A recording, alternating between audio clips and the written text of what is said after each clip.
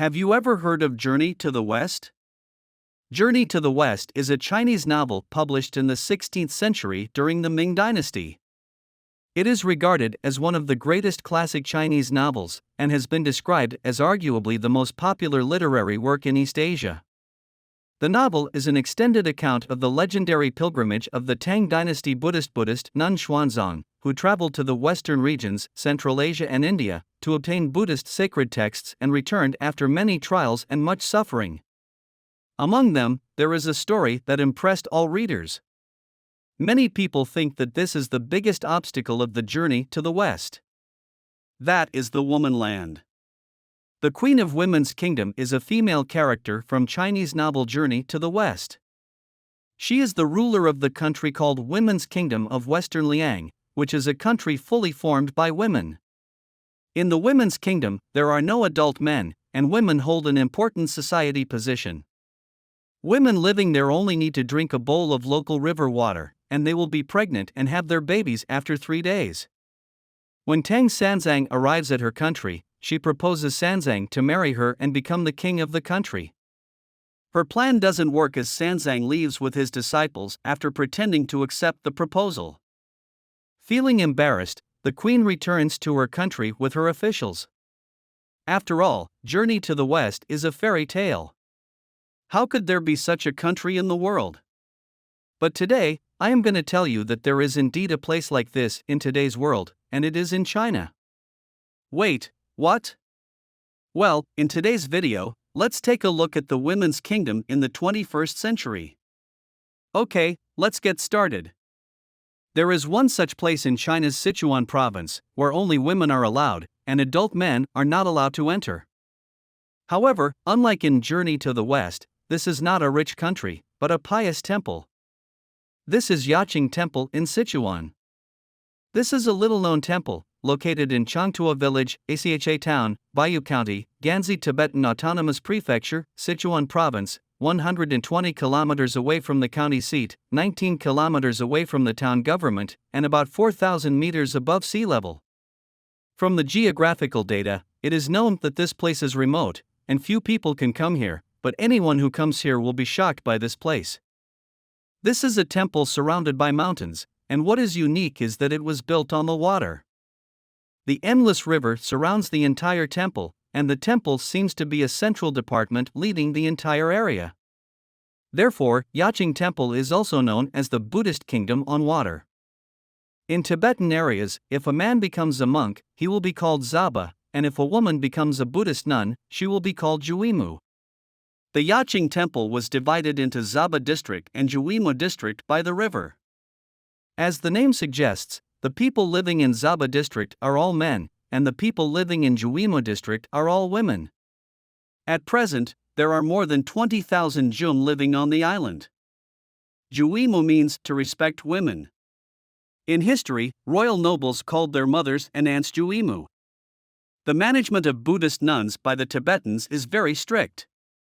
There are only 2 bridges on the island that can connect to the outside world.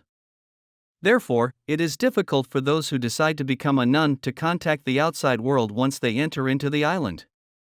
It is absolutely impossible for adult males to appear on this island. The women who become Buddhist nuns here live a very poor life, and all of them must abide by all the regulations here. Only at the beginning of each month can they receive 300 yuan from the temple. However, relying on this small amount of money, they have to survive for a whole month. The reason why the temple does this is to reduce their desires and allow them to pass the annual 100-day retreat. What is a 100-day retreat? This is really a difficult task. The temple will strictly ask every retreater not to communicate with others during the retreat. The whole retreat lasted for 108 days. This may be testing the endurance of every Juimu. After all, loneliness are not something everyone can bear, and they need to do this every year. During this period, quite a large number of people could not obtain the achievement certificate of Aki Ulama. Therefore, those who have passed that part are regarded as the highest glory. In the hearts of the Tibetans, this is something to be very proud of, for which they are willing to pay a huge price. In addition, there is another rule here, that is, Juimu was not allowed to go shopping at night, which is a very strict requirement, and if any violations are found, they will be expelled from the temple. Why is there such a rule? In fact, the answer is very simple.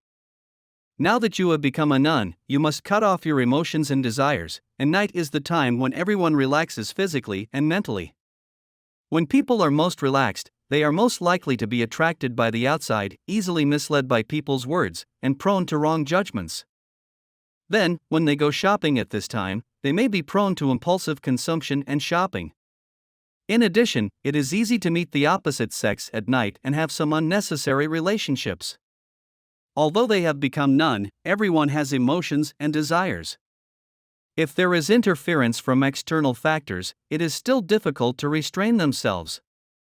Here, every woman hopes to be able to give birth to a daughter, because the status of women here is generally higher. Except for those devout Buddhist believers, other local women can marry men. Here, the responsibilities of women and men are reversed. Generally, men need to take care of the elderly and children at home, and also need to do housework, prepare meals for their wives, while those who work in the farmland are female. Visitors will find that there are densely packed red houses on the island, which were actually built by the Juimus. The house is so small that it can only accommodate one person, and the house is also large enough to bear the inner beliefs of the Juimu. They usually spend most of their time practicing in this small house. Therefore, every red house symbolizes an ascetic person, and this densely packed red building complex is the proof of their faith. At the end of June every year in the Tibetan calendar, Yacheng Monastery will usher in their busiest time. At this time, a grand ceremony will be held in the temple. Believers from all over the country sing and dance here, which can infect tourists and let them get involved. As a special religious tourist attraction, when you come here, you need to climb 2 mountains of more than 4,000 meters. During the long journey, you will strengthen your beliefs. Having seen magnificent mountains, holy temples, and devout believers on the way, your soul will also be well washed. Perhaps this is also one of the important meanings of this religious belief. Finally, for ordinary tourists. This temple away from the hustle and bustle can also allow them to feel the characteristics of Tibetan religious beliefs to the greatest extent. The majestic snow-capped mountains and the winding Changsu River all make urbanites succumb to the uncanny craftsmanship of nature, and slowly let go of the pressure of the city. Without the interruption of all external objects, you can hear your inner voice. Okay, that's all for today. Please put your comments below, and share your insightful ideas with other people. Thank you so much for your continuous support. Your precious time with us is highly appreciated. Hot Topics time to explore the wisdom behind the news. We will see you in the next video.